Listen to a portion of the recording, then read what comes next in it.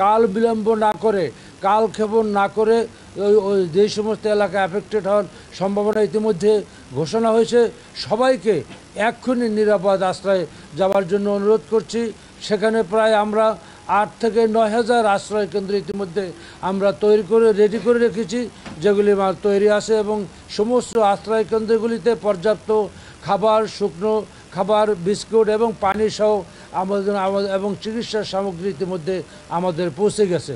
এছাড়া সমস্ত শিক্ষা প্রতিষ্ঠানগুলিকে আমরা আশ্রয়ের জন্য তৈরি রেখেছি, এবং সমস্ত শিক্ষা প্রতিষ্ঠানগুলির যে সমস্ত ম্যানেজমেন্টের সাথে জড়িত তাদেরকে বলা হয়েছে তারা যেন শিক্ষা প্রতিষ্ঠানের কাছাকাছি থেকে মানুষকে আশ্রয়ের ব্যাপারে কোনো সমস্যা যাতে না হয়। এছাড়া বিভিন্ন সময় যদি ঝড়ের ব্যাপক যেহেতু বৃষ্টিপাত হতে পারে, বিভিন্ন গাছপালা, রাস্তাঘাট ব্লক হতে পারে, এই জন্য স্ব রাস্তাঘাট এবং অবকাঠামোর সাথে যারা যারা জড়িত তাদেরকে সর্বক্ষণিকভাবে প্রস্তুত রাখা হয়েছে। ঝড়ের সাথে সাথেই এই অবকাঠামো যে সমস্ত প্রতিবদ্ধতা সৃষ্টি হতে পারে সেগুলো অপসারণ করে মানুষের স্বাভাবিক জীবনযাত্রা যাতে অব্যাহত থাকে। সুতরাং ইতিমধ্যে আমরা আমাদের সমস্ত মন্ত্রণালয়ের সচিবরা এসেছেন, আমাদের ক্যাবিনেট সেক্রেটারি সাহেব ছিলেন, আমরা প্রতিটা মন্ত্রণালয়কে আমরা পর্যালোচনা করে দেখেছি কোথাও কোনো আমাদের ঘাটতি আছে কিনা। তাই ইতিমধ্যে আমরা সেটাকে যেখানে যেটুকু সমস্যা আছে সেগুলিকে আমরা অ্যাড্রেস করে সমন্বিতভাবে, ঐক্যবদ্ধভাবে আমরা সামরিক, বেসামরিক, আমরা রাজনীতিবিদ এবং আমাদের যে আমলা এবং আমাদের যে প্রশাসন এবং আমাদের যে উপজেলা, ইউনিয়ন, জেলা পর্যায়ে যে সমস্ত কর্মকর্তা কর্মচারী আছে তারা আজকে সবাই ঐক্যবদ্ধভাবে এই দুর্যোগ মোকাবেলার জন্য আমরা সবাই প্রস্তুত, এবং সেভাবে আমরা ঐক্যবদ্ধভাবে কাজ করতেছি।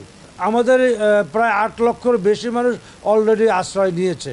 তো আমরা ইতিমধ্যে যেহেতু এটা মহাবিপদ সংকেত অলরেডি ঘোষণা হয়েছে, আমরা প্রশাসন এবং আইনশৃঙ্খলা বাহিনী এবং স্থানীয় প্রশাসনকে বলছি যে কোনো মূল্যে সবাইকে আশ্রয় কেন্দ্রে আসার জন্য, এবং সেভাবে কাজ অব্যাহত রয়েছে। ওই উপকূলীয় এলাকায় আশ্রয় দেওয়ার জন্য যতটুকু আশ্রয়কেন্দ্র দরকার সেজন্য আমাদের পর্যাপ্ত আশ্রয়কেন্দ্র আছে। এর বাইরেও আমাদের সমস্ত শিক্ষা প্রতিষ্ঠানগুলো তৈরি আছে। মানুষকে ওই আশ্রয় রাখার জন্য যে অবকাঠামো আশ্রয়কেন্দ্র দরকার সেই যাবা পর্যাপ্তভাবে আমাদের আছে, এবং দুর্যোগ পরবর্তীতে অ্যাফেক্টেড এলাকা অন্য যেখানে অ্যাফেক্টেড হবে না সে এলাকারও যাতে সবাই গিয়ে ওই অ্যাফেক্টেড এলাকায় কাজ করতে পারে এই জন্য সবাই টিম গঠন করার নির্দেশ দেওয়া হয়েছে, সেভাবে আমরা প্রস্তুত রেখেছি।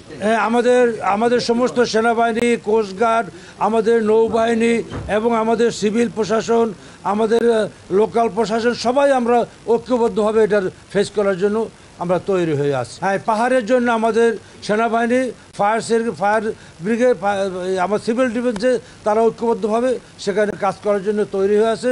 যে কোনো সময় সেখানে যে মানুষকে সরানো বা কোনো প্রতিবন্ধকতা সৃষ্টি হলে প্রয়োজনীয় ব্যবস্থা নেওয়ার জন্য সমস্তভাবে আমরা তৈরি, এবং বিশেষ করে যে সমস্ত সেনাবাহিনীর বিভিন্ন আমাদের ঘাঁটিগুলি রয়েছে সে সমস্ত যানবাহন এবং বিভিন্ন রকম আমাদের সেগুলিকে আমরা ইতিমধ্যেই সব নিরাপদ স্থানে আমরা ব্যবস্থা নেওয়া হয়েছে।